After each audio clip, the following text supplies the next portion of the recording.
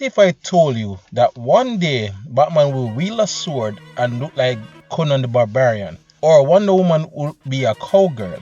Or Superman will be a 1930s sci-fi detective? Yes, it all this happened and came to me with a new trailer for Justice League Warworld.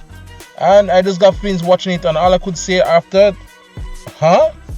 Yeah, it was an interesting trailer. It got me stunned in the sense of the direction they were going. So essentially, our favorite Justice League founders found themselves in three distinct worlds, although it's all on the same planet called Warworld. Some crazy shenanigans going on. But the fact that Batman is no longer is Gotham, of course, he's now have to wield a sword and fighting gladiator fights. Then Wonder Woman find herself as a sheriff in a town, and she has to be a cowgirl. And well, she was a lasso, so I guess it is connect there. And then Clark Kent is a sci-fi detective that looks around at UFOs. So clearly a different direction.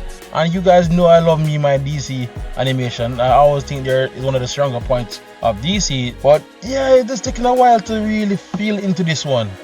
And you know, the main antagonist seems to be an evil wizard. So immediately you think to yourself, Superman is useless here.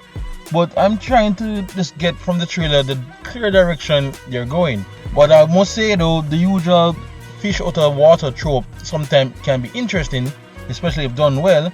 And it's not the first time, especially if you're a fan of the original Justice League TV series, that we see these characters out of their element of sort. So it could be a fun ride, and I'm going to obviously wait for more CRTs.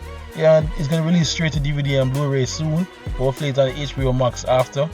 But yeah, guys, what you guys think about it? What do you guys think of the trailer? Does it excite you to see them like this? So let me know in the comment section below. And yeah, that's it for now. If you have anything more on cartoons and animation, you're already at the right place. Lucas Studio.